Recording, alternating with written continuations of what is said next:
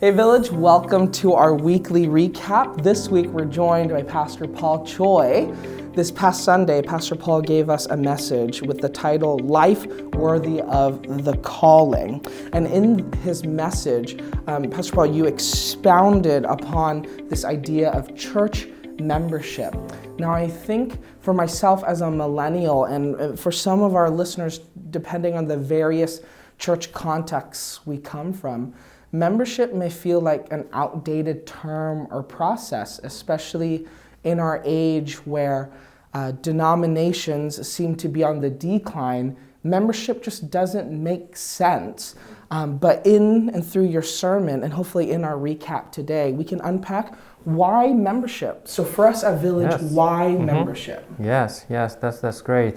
I mean, as a preacher and a pastor, it's always easier for me to preach on the love of God. Membership, church membership isn't unusual topic that many preachers will cover. But after being a lead pastor, some of my bookshelves were filled with books about church governance and church membership. And I really believe these are the important topics. If we define the church membership in a way that's necessary and beneficial and biblical to us. So that's why the rationale, the background of why we shared that, why I shared that story and the message last Sunday. And we'll continue to share some more topics in that regard in order to strengthen our church and refine our church more like a Christ-like and Christ-following church. Yeah. And so coming from a scriptural, biblical, and theological rationale, what does membership look like for us today practically? Yes. So I've heard questions from villagers actually in the past, and they were asking, is church membership biblical? And there are like differing opinions on that, but it really depends on how we define membership. Is it like a fitness club where you register your name? Is it like that? Is it more like a privilege that you can get because you're a member? What do we mean by membership? But that's why we went back to the models of early church. I want to say this, if I may. There are a lot of books these days in Christian publication about early church. And I think that's because because of COVID and so many deconstructions going on and postmodernism and so forth, people are wondering what church looked like in the beginning. What is the prototype of church and what's the essentials of a Christian life and Christian church? So we are referring to a lot of things we are going back to what the early church was like. And trust me, there are tons of books in that area these days. And when we try to understand what the early church practiced in terms of their relationship, like nature of relationship with the church or other believers, it was more like a commitment and covenantal relation instead of consuming religious commodities from a church, from an organization or a system or event called church. So how can we contextualize that essentials into today's context and languages and forms? That's an interesting and necessary process that we should go through. And I believe some paradigm shift must be made. That is, membership is not a way to put your name in the book of life. It is about covenant that you make with God and with others before God. For your commitment to love, follow, and serve, and to live a life that's godly and God-fearing and God-honoring. So it's about commitment, not about convenience or privilege or rights that you have because you're a member. And also, the churches must have very clear expectation for its members. And membership process is the process to make those communications happen. So any missionary church must have clear understanding and expectation for their members. So that's what we want to highlight. And also, if church is really a community in Christ, there must be accountability among members. And it's not an easy thing, and there should be some communal agreement on what to expect and how to serve and how to love others. So it's a covenant that we make before God. So that's another reason for membership. And membership essentially is a tool for spiritual formation and spiritual development. It's not what you can get because you're a member. So how can we maximize the tool called membership as a tool for spiritual growth and spiritual formation? That's the philosophy behind this quest and journey. And all of this is from the history and the Bible as we learn how the early church practiced church membership and their relationship among each other. And I think something that you said a bit ago that's so key and crucial for us is membership is not essential for salvation, but rather membership is our living out our having been saved. It is a proper response in a committed relationship to a covenantal community. And so for us, can you unpack further what membership looks like for us here at Village? Yes, so thank you for the point. Yes, that's why I emphasize the phrase, like compelled by the love of Jesus, we become members. It's not because you don't need to be a member in order to be saved. However, because we are saved and because we experience the love of Jesus, we want to commit our lives for Jesus and for others. And that's what membership is about. It's making a formal covenant or agreement and commitment and taking responsibility to live that out. Not individually, only individually, but also communally, right? And for Village, Village has had membership system from the beginning, from 73 years ago. However, a lot of things have changed, not just at Village, but in the world. And Village has grown from a small church to a fairly larger church. And the concept of membership differ between cultures. For example, we, like 3 years ago, before COVID, we had usually an average Sunday attendance of about 1,500 people. But we had about 760 official members.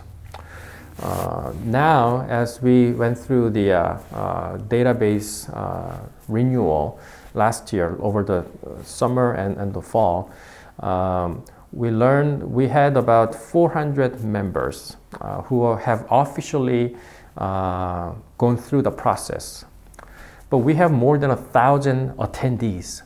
So the membership concept and practice hasn't been really promoted and pursued and lived out at Village. That's just the reality. But it makes sense because we may perhaps needed to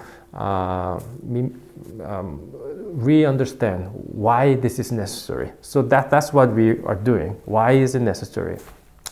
But among the 400, for example, it's a rough number, we learned that only there were like 8 members who have Latino background.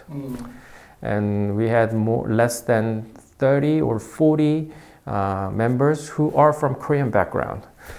So this membership system that we have had for 70 plus years were not really cross-culturally appropriate or the best expression of it. So because we are a multicultural church, we needed to rethink what membership would mean in different cultures. That's one. And more importantly, like membership has to be a tool for spiritual formation. So how can we maximize that? That was the most important question we had. And third, when we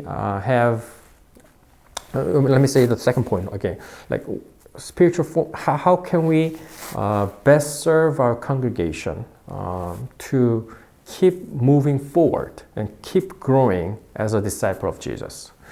How can we use membership system to support that pursuit and hope and wishes? That was a rationale. And third, when we select leaders for the church in various areas of ministry, how do we know that this person is a truly recognized leader and capable leader with communal agreement and support and affirmation? That's another reason for the necessity of redefining membership. Because we are a multicultural church, because we want membership to be a tool for spiritual formation, and because it will be a great tool to identify the leaders of the church. And so for us then, membership is crucial to the ethos and the ethics of Village as we talk about our multicultural value, as we talk about our commitment to spiritual formation and development, and the identification of fellow servants and leaders within our community. Membership serves as the tool, not as a assessment per se, but really as fertilizer for these three convictions and components of our community. And so when we think of even further practically, looking ahead in the next coming months and year, how will we be approaching membership? Yes, so that's why the bylaw is important, because that's how we have written down what we believe and what we want, how we want to practice that. Our current bylaw has two types of membership. One is regular member, the other is associate member. Regular member is for an indefinite term. Each member, like born again Christian, after their believer's baptism, can be a member, and it'll be for indefinite period. The other type is associate member, but practically speaking, I have never seen associate membership, a member at Village, meaning we have it in our bylaw, but I don't know if we really practice that part, at least for the past 10 years that I'm aware of. Associate membership is for those who are visiting Portland and Beaverton for a limited time, but who are faithful members of other church in other region, but they want to be a proper, like, formal member for a term of like 12 months. So that's associate member, but that hasn't been really practiced in reality for a while. So that's the current definition of membership. What we, the council, after thorough, prayerful discussion and research, is proposing are like three types of membership at Village. So this is what we are proposing through the new bylaw proposal that will be distributed from this coming Sunday and available for your review and thought, which we will be voting. There will be a congregational vote on the new bylaw at the end of February. So there's plenty of time. Next 4 or 5 weeks, we'll be talking about this, and I really wish to hear from you and all of the council members and all the staff wants to hear from you what you think about this. And there will be some informational meeting to go through the details and explain why. And I really trust that this is a very good attempt and direction because of the things that I've just said. For example, we are proposing 3 kinds of membership. One is a community membership. Second is a covenantal membership. And third is an online membership. So, wow, what's online membership? So let me give you the details. So community members, like church should be a community for born-again believers. That's, I believe, how the Bible is defining a church, the invisible church, like gathering and community of born-again Christians, followers of Jesus. That's covenantal members. But church at the same time should be an open space for anyone to come in and learn about Jesus, because as you have heard, like belonging precedes belief, right? And looking back our own experiences and so many people's lives, they come to church first, and there, through their interaction with believers and through the belonging to this community where you keep hearing about Jesus, that's how our faith usually starts and grow. So we should be an open community too. So that's community membership. Any newcomer who have committed to belong to this community by regularly attending and regularly participating in activities of the church. If they express that desire and intent, that's community members. It can be believers or like future believers. That's community members. And age-wise, it can be any age. Like say if we define membership as in the traditional term or the previous term, only the adults can be members. And like young children who are born in our families will continue to be attendees or like visitor. I don't know if that's the most appropriate term for them. And how can we be more inclusive and more,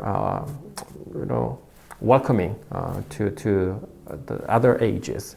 So for community members, anyone from age 0 to any age can be community members, as long as they express their commitment and intent to be a regular attender and participant of the activities.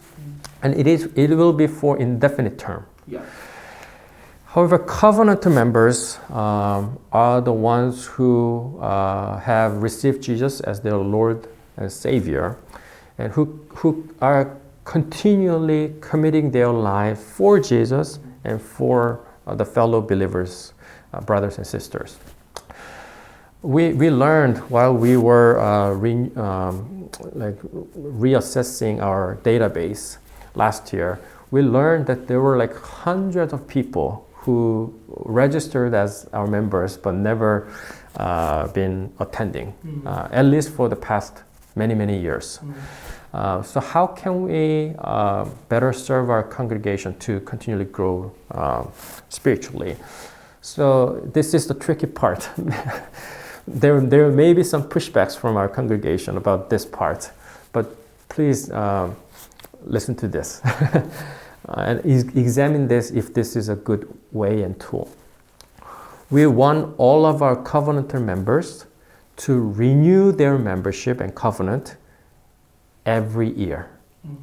That means, when anyone signs up for a membership, there's a covenant that we sign, which represent our commitment for the Lord, such as I commit my life to be a follower of Jesus in this aspect of my life.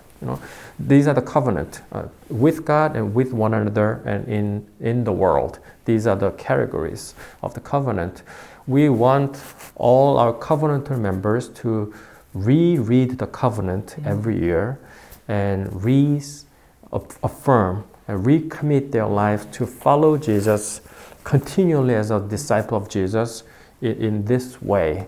So every January, we hope there is a formal covenantal membership renewal process. And that's the covenantal part that we will ask. If one fills that out, then the covenantal membership will continue.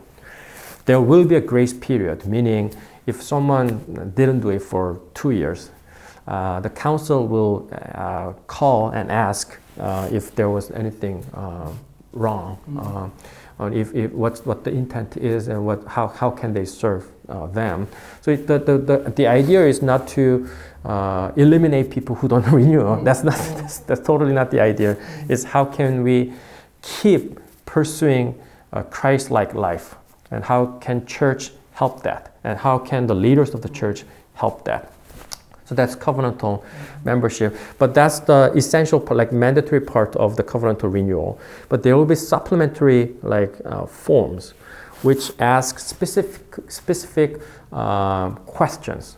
How will you be living your life in your workplace, for example, and in your home, with your family?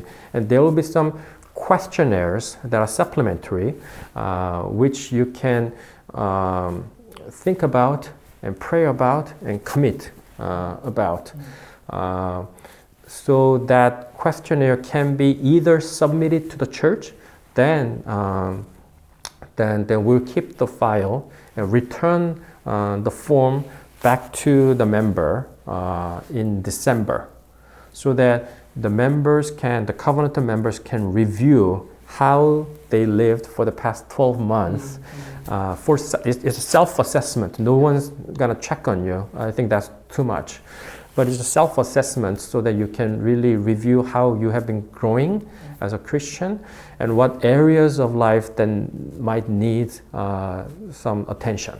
You can do the assessment by yourself, and there will be some suggestions at the end, meaning suppose someone after a year feels that he or she wasn't really involved with other people's lives. And then there will be how about contacting our DNA group ministry for involvement? Or how about this Bible study class? So there will be some suggestions to be followed up after your self-assessments. That way we are recommitting our life before Jesus in a more systemic way and more communal way, and so forth. Like Ephesian church in the book of Revelation was rebuked for losing the first love. How can we revive the first love? That's the philosophy behind this. And realistically, it's a lot of work, logistic work that we are asking our church to do. But I really, really hope that we try it and see how it works. I really trust that this will really benefit us spiritually. Online, should churches be transitioning into online church? That's not what we are talking about. Online membership exists for two kinds of people. One is former villagers who can no longer attend church activity physically because of medical reason or because of health reason, like aged elders may not, although they want to, cannot come. And how can we support them? That's online membership, by creating some kind of community if possible and reaching out to them more systematically.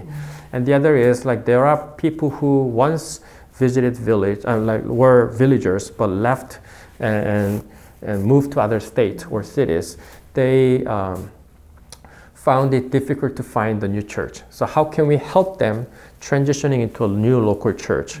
And it's a renewable membership which exists for that transition. So we want everyone to be plugged into local church, but how can we support that transition? That's online membership. And with all this, what we are saying is how can we as a church, believers of Jesus, continually live a life that's renewed and committed and taking responsibility towards each other as a community of accountability. So I really believe and trust, and the council trusts, that this is a good attempt an experiment that we can try. And I pray that if Lord willing, if this is what the Lord wants, we have the same mind.